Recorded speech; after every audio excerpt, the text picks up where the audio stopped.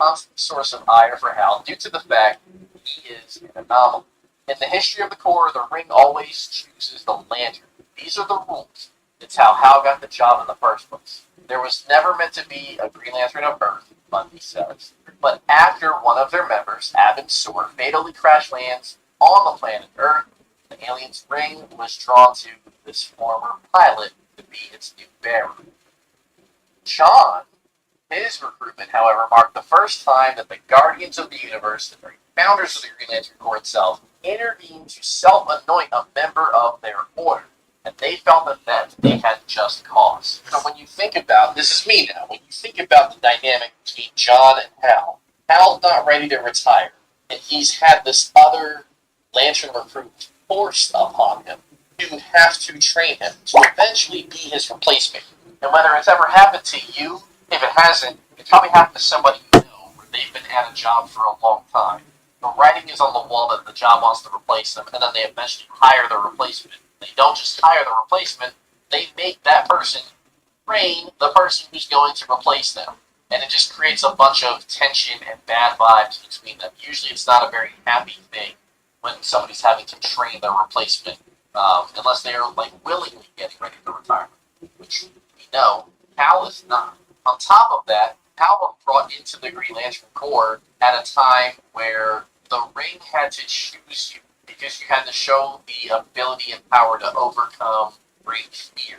It feels like when the Ring chooses you, it's earned. Like there has to be something special about you. Like the Ring doesn't make a mistake. It's something that they say in the comics a bunch of times. Meanwhile, the guy that's replacing him didn't have to go through the same onboarding process as what Hal. John is just, it's not nepotism, but that's like what it feels like. Somebody just gave him the job.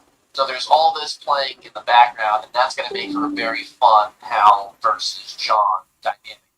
We're on the same team. Point number 5. Hal's drama and Sinestro's involvement. Back when Hal Jordan was recruited, he was mentored by a veteran Lantern named Hal Sinestro.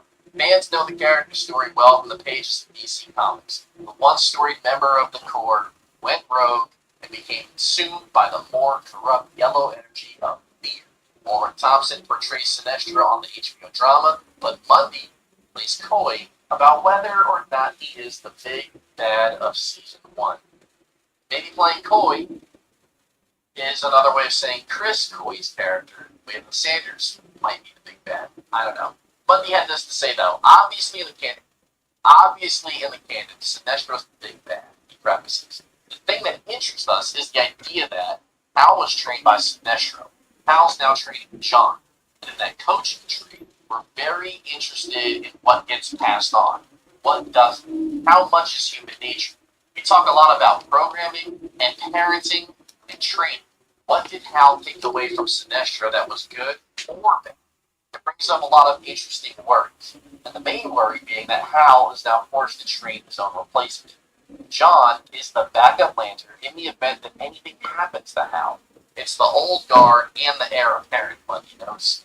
He goes on to say, we lean into that tension quite a bit in that early time period. Again, this might back the idea that Hal Jordan is only around in that 2016 timeline. He's not around in 2026 timeline. My thoughts, again, I think it just continues to create these very, very crazy dynamics for Hal Jordan. You have the Hal versus John dynamic of treating the heir apparent, but then you also have Hal with his dynamic because of his relationship with Sinestro, and how it's not a white-black scenario of is Sinestro evil? Is he always a bad guy? Like Sinestro does what he does because he thinks he's doing the right thing, and he thinks that sometimes using will isn't always the best way to go about it. And sometimes the best way to restore order and make sure people are doing the right things is through fear. That's sort of how he found his way to the corrupt yellow energy of fear, and then he started his own Sinestro Corps and recruited a bunch of new members.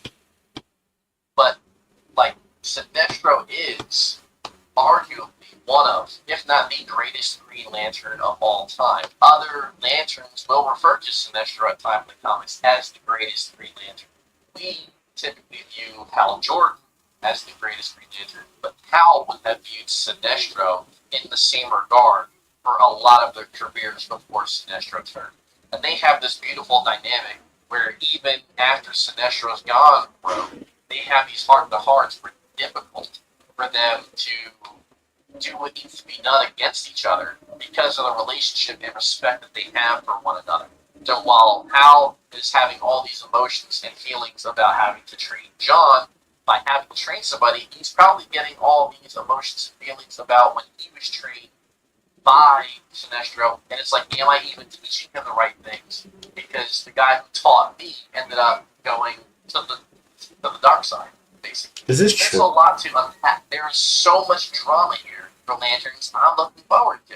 Now we'll move on to a couple less interesting ones, but still something that needs to go over.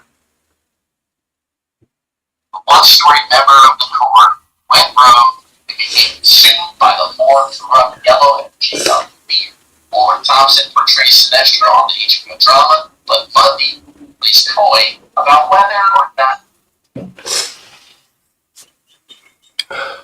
he is the big bad